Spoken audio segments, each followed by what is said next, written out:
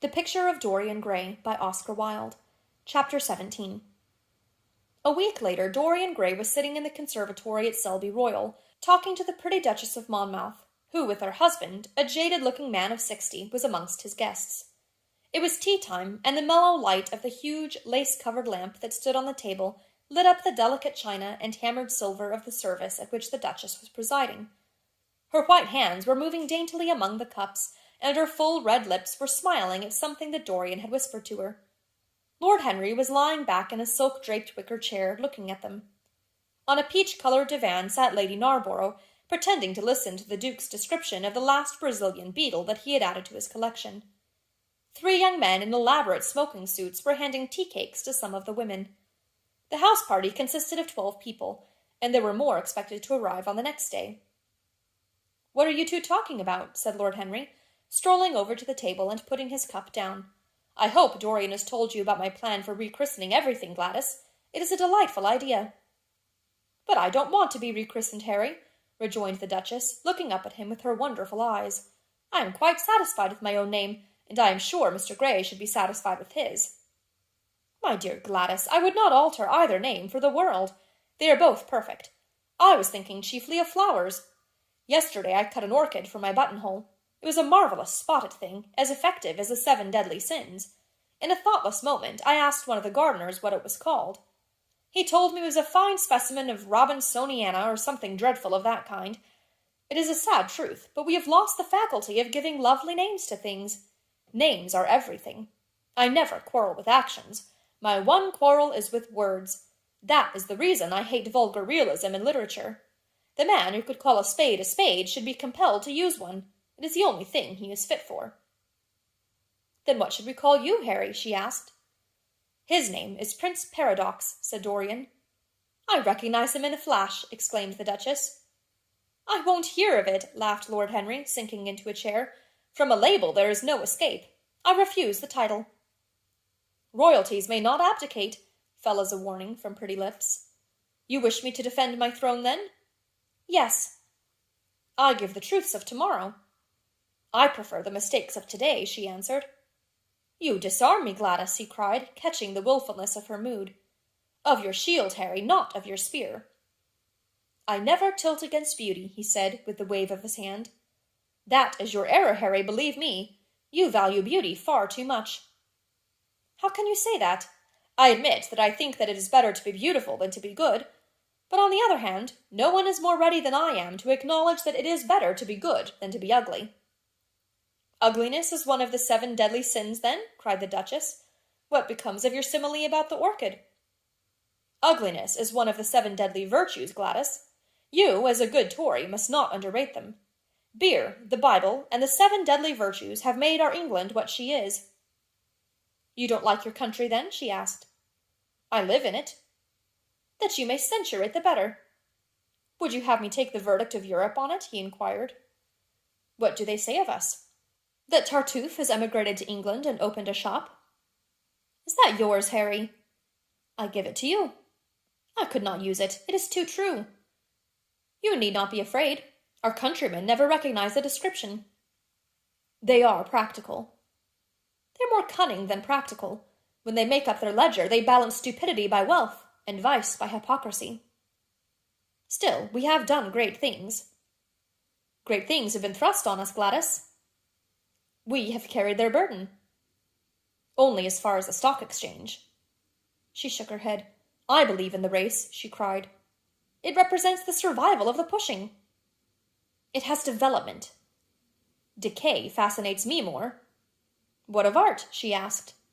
"It is a malady." "Love?" "An illusion." "Religion?"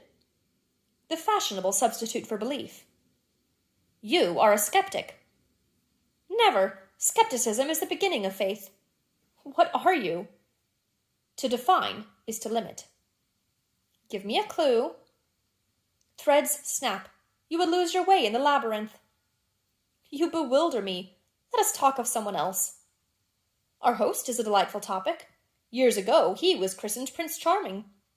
"Ah, don't remind me of that," cried Dorian Gray. "Our host is rather horrid this evening," answered the Duchess, coloring.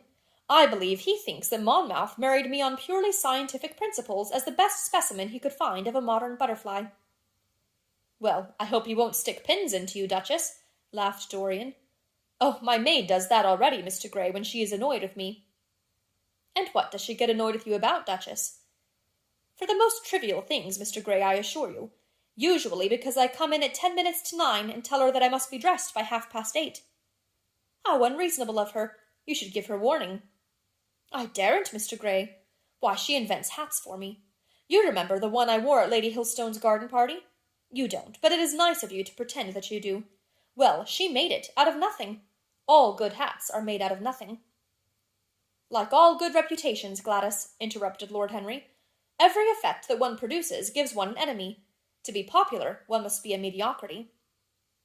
"Not with women," said the Duchess, shaking her head, "and women rule the world. I assure you we can't bear mediocrities. We women, as someone says, love with our ears, just as you men love with your eyes, if you ever love at all."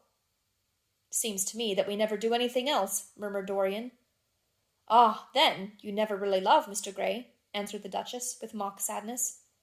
"My dear Gladys," cried Lord Henry, "how can you say that? Romance lives by repetition, and repetition converts an appetite into an art. Besides, each time that one loves is the only time one has ever loved. Difference of object does not alter singleness of passion. It merely intensifies it. We can have in life but one great experience at best, and the secret of life is to reproduce that experience as often as possible." "Even when one has been wounded by it, Harry?" asked the Duchess after a pause. "Especially when one has been wounded by it," answered Lord Henry.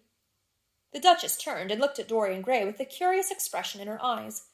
"What do you say to that, Mr. Gray?" she inquired.